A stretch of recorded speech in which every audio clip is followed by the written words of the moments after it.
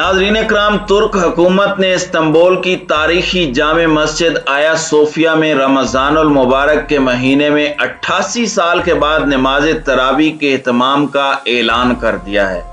गैर मुल्की खबर रसां इदारे के मुताबिक तैयब उर्दगान इंतजामिया ने आया सोफिया में 88 बरस बाद नमाज तरावी फिर से शुरू करने का कह दिया है। तरावी तुर्क वजारत मजहबी उमूर के उहदेदार अली इरबास दियानत करेंगे। इस ज़िमन में अली इरबास का कहना है कि आया सोफिया में अशरों बाद नमाज तरावी फिर से शुरू होने पर अल्लाह का शुक्र अदा करता हूँ। उन्होंने कहा कि तरावी में मुसलमानों को भरपूर शिरकत की दावत देता हूँ। मैं पहली नमाज तरावी की इमामत करते हुए इस खूबसूरत लम्हे को महसूस करूंगा। उन्होंने कहा कि रमज़ानुल मुबारक के जुमा, हफ्ता या एतवार को आगाज की सूरत में पहली नमाज तरावी आया सोफिया में अदा की जाएगी।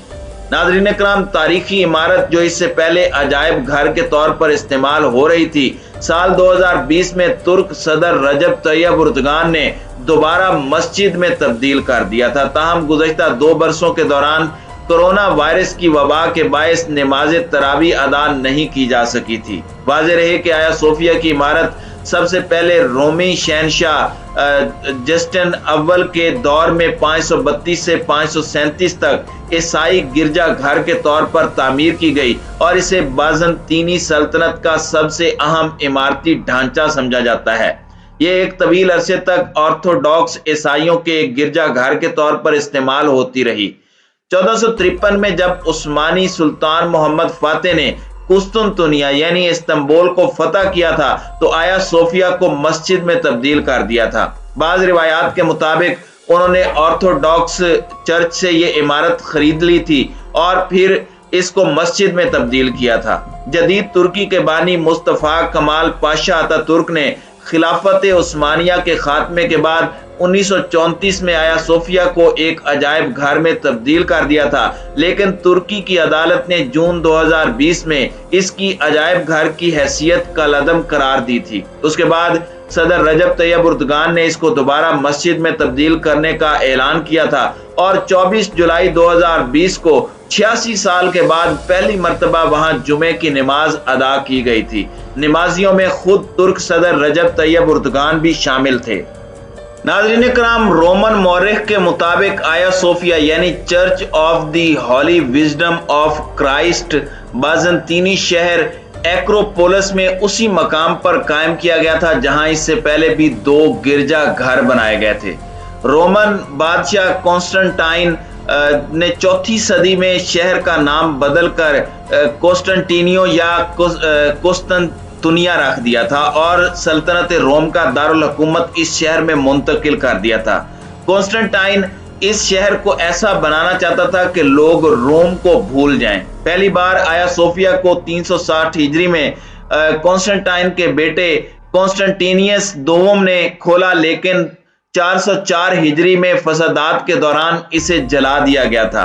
इसके बाद थियोडोसियस दोम ने 405 हिजरी में इसे दोबारा तामीर किया, लेकिन 532 में होने वाले फसादात में इसे एक मर्तबा फिर नजर आतिश कर दिया गया। उस जली हुई इमारत की कुछ बाकियात मौजूदा मस्जिद के बाग में मौजूद हैं।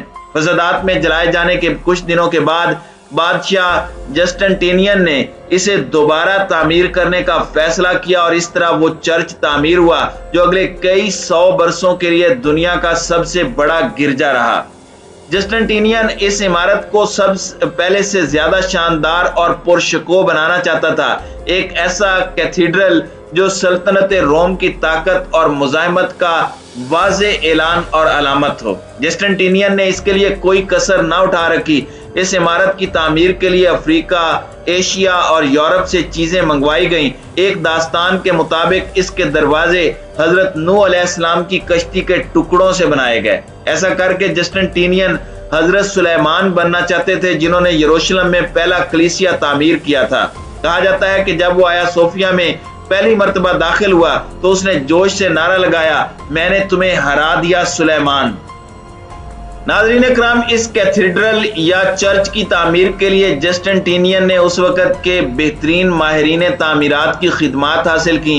ان ماہرین نے اسے 6 سال سے کم عرصے میں مکمل کر دیا۔ یہ اس لحاظ سے ایک کارنامہ تھا کہ قرون وسطیٰ کے زمانے کی ٹیکنالوجی اور کاریگروں نے پیرس کے کیتھیڈرل کو تقریباً 1 صدی میں مکمل کیا تھا۔ آیا صوفیہ کی یہ مضبوط اور پرشکوہ عمارت شہر کے منظر پر چھا گئی اور اس کا 33 میٹر قطر والا گنبد دنیا کا سب سے اونچا گنبد قرار پایا، جو زمین سے 55 میٹر اونچا تھا۔ لیکن 26 سال بعد ایک زلزلے میں یہ گنبد گر گیا۔ بادشاہ نے فوراً ہی اس کی مرمت کا حکم جاری کیا۔ اس مرتبہ کئی دوسری تکنیکوں کے علاوہ جو ایک تکنیک استعمال کی گئی وہ یہ تھی کہ گنبد کی گول بیم پر وزن کم کرنے کے لیے 40 پتلے پتلے کالم بنائے گئے۔ اس کے بعد انہیں یہ معمہ حل کرنا تھا کہ ایک چکور بنیاد پر گول گنبد کیسے بنایا جائے۔ اس کا حل یہ نکالا گیا کہ اس چکور بنیاد میں کچھ تکونے کالموں کا اضافہ کیا گیا جو ایسی جگہوں پر لگے ہوں جو وزن اٹھانے کے لحاظ سے بہت اہم ہوں۔ ناظرین اکرام، 1452 تک بازنطینی یا مشرقی رومن سلطنت سکڑ کر صرف قسطنطنیہ تک رہ گئی تھی۔ حالانکہ شہر کا دفاع مضبوط تھا، لیکن یہ ایک ایسا مسیحی جزیرہ تھا جسے مسلم ترکوں کی سلطنت عثمانیہ نے گھیرا ہوا تھا۔ ترک رہنما سلطان محمد نے شہر کے دفاع کو تباہ کرنے کی ٹھان لی اور 22 اپریل 1453 کو ترک فوج قسطنطنیہ کا محاصرہ کرنے کے لیے روانہ ہوئی۔ 5000 بازنطینی فوج کو 2 لاکھ عثمانی فوج کا سامنا تھا۔ عورتوں، بچوں، بوڑھوں اور بیماروں نے آیا صوفیہ کے عظیم دروازوں کے پیچھے پناہ لیے رکھی۔ محمد فاتح نے 53 روز تک شہر پر مسلسل بمباری کی۔ اس کے پاس دنیا کا سب سے جدید توپ خانہ تھا۔ مئی 29 کو 1453 کو بالآخر قسطنطنیہ کی مضبوط اور بلند دیواریں ٹوٹ گئیں۔ مغربی تاریخی روایت میں آتا ہے کہ حملہ آور فوج چرچ میں داخل ہو گئی اور وہاں موجود مسیحیوں کو قتل کیا اور انہیں غلام بنا لیا۔ قسطنطنیہ کے لیے وہ تاریخ میں ایک نئے باب کا آغاز تھا۔ شہر کا نیا نام استنبول رکھا گیا، جو ایک مسلم شہر اور سلطان محمد کی سلطنت عثمانیہ کا دارالحکومت بن چکا تھا۔ اس مرتبہ بازنطینی تعمیر کے لیے اس نے اپنا انداز بدلنا ہی اس کے بچاؤ کا طریقہ تھا۔ کیتھیڈرل کی عمارت مسجد بن گئی۔ عمارت میں کسی بنیادی تبدیلی کی بجائے اس کے ہر کونے میں ایک مینار بنا دیا گیا۔ ناظرین اکرام، آیا صوفیہ کے اندر اللہ اور حضرت محمد صلی اللہ علیہ وآلہ وسلم اور ان کے نواسوں کے نام آویزاں کر دیے گئے۔ مسیحیت سے منسلک نقش و نگار کو پلاسٹر یا اسلامی تزئین و آرائش سے چھپا دیا گیا، لیکن سب سے اہم تبدیلی محراب کی تعمیر تھی تاکہ مسلمان قبلے کی طرف رخ کر کے نماز پڑھ سکیں۔ 20ویں صدی میں سینٹ صوفیہ کی شناخت ایک مرتبہ پھر تبدیل ہوئی اور وہ ایک میوزیم میں بدل گیا۔